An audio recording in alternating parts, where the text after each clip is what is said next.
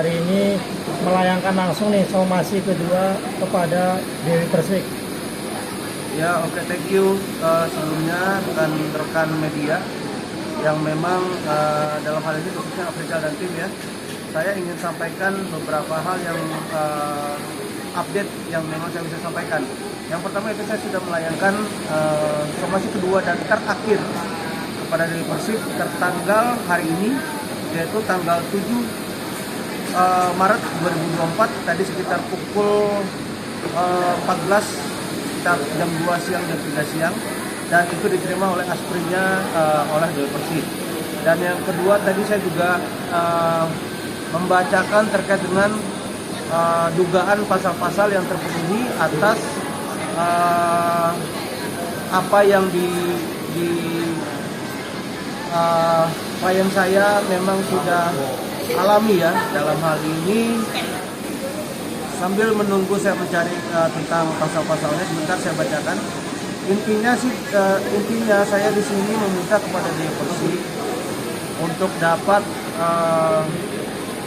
menyediakan waktu supaya permasalahan ini bisa selesai secara baik-baik, ya. Dan harapan untuk nama Dewi Persik ini tetap baik ya di mata publik ya.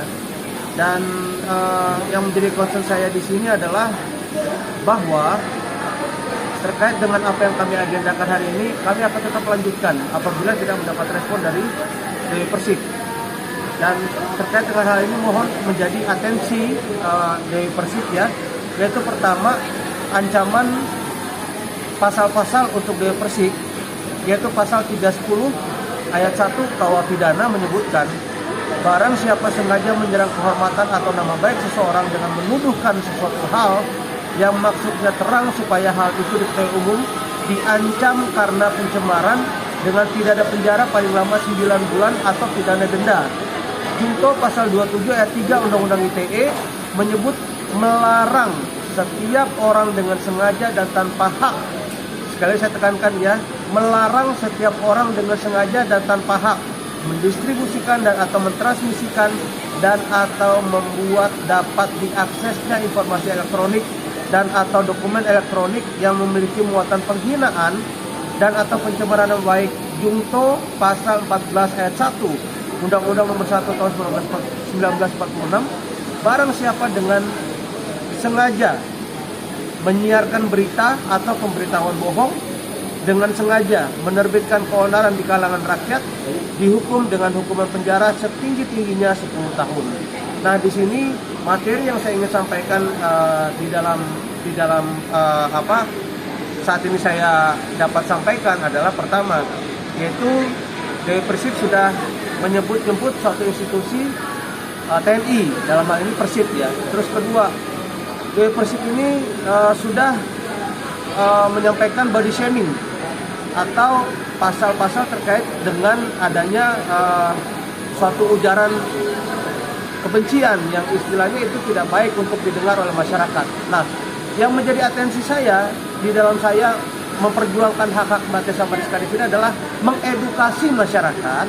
Ya, sekali lagi, saya mengedukasi masyarakat supaya bijak di dalam membuat podcast, bijak di dalam memperkatakan sesuatu, bijak di dalam menyampaikan suatu atensi kepada seseorang.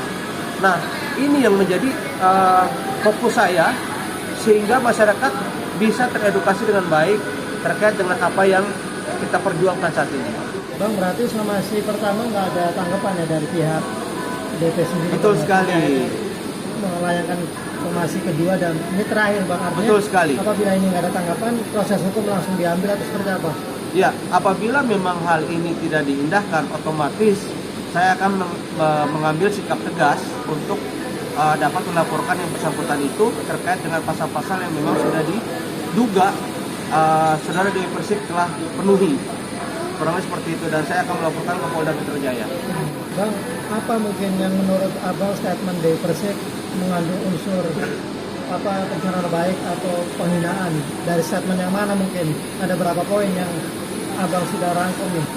Ya, prinsipnya yang rangkuman yang dapat saya sampaikan di sini adalah terkait dengan seperti yang saya sampaikan tadi barusan ya, bahwa beliau ini menyebut nama institusi Persib, ya. Kalau saya nanti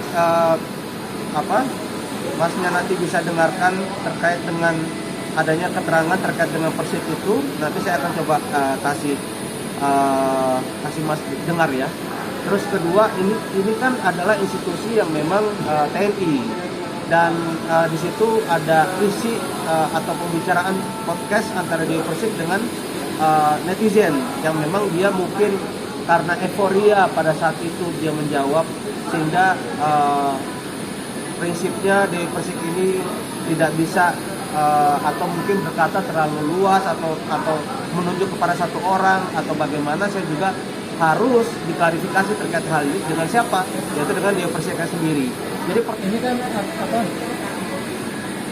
DP hanya ini artinya ingin mencari tahu bahwa si suami ibu tentara ini, ibu Persik kok ikut mengkomen kalau ada permasalahan orang lain. Nah, apa yang dugaan penghinaannya di mana Bang, mungkin Bang? Ini pertanyaan bagus. Dalam arti gini, ini merupakan awal dia bicara ya. Tapi kalau Mas baca lagi di bawahnya dan terus ke bawah, ini masih panjang loh pembahasannya. Jadi itu merupakan suatu prolog lah yang disampaikan oleh Dewi Persik. Dan pada saat dia menyampaikan hal itu pun, pada prinsipnya klien saya bingung. Klien saya kan cuma bilang, salam ya buat pacarnya, dia anak baik loh, dia orang baik loh, gitu. Kalau bisa langgeng ya dan segala macamnya. Seperti Ayu Ting Ting misalkan dengan tunangannya, seperti itu. Itu kan doa. Tapi kenapa dibalas dengan suatu hal yang pada prinsipnya tidak enak untuk atau tidak elok untuk didengar? Maksudnya apa? Yang mau cari pansos siapa? Apakah klien saya, Desa Mariska, atau Dewi Persik? Undang-undang sampaikan kan bahwa setiap warga negara memiliki hak yang sama. Nah, hak yang sama itu dalam berupa apa? Ya orang mau dia kelihatan lebih tua dari umurnya kah? Atau dia cantik walaupun dia umurnya sudah tua? Itu kan urusan dia. Itu kan sudah masuk dalam area body shaming gitu. Kamu gendut loh. Kamu makin lama makin gendut sih. Sebenarnya itu tidak elok untuk disampaikan. Atau misalnya, muka kamu kok jerawatan sih. Itu tidak baik untuk disampaikan. Jadi saat ini saya mengedukasi kepada masyarakat supaya masyarakat itu tahu bagaimana memiliki suatu sikap yang baik di mata masyarakat. Kecuali kalau misalkan dia untuk berbicara untuk dirinya sendiri, aduh gue merasa diri gue temen dia, oh yaudah kita ngejim dan segala macam. Ya pada saat kita menyampaikan kepada orang lain, perlu diketahui apakah orang lain itu kan kecewa dengan apa yang kita sampaikan, gitu loh.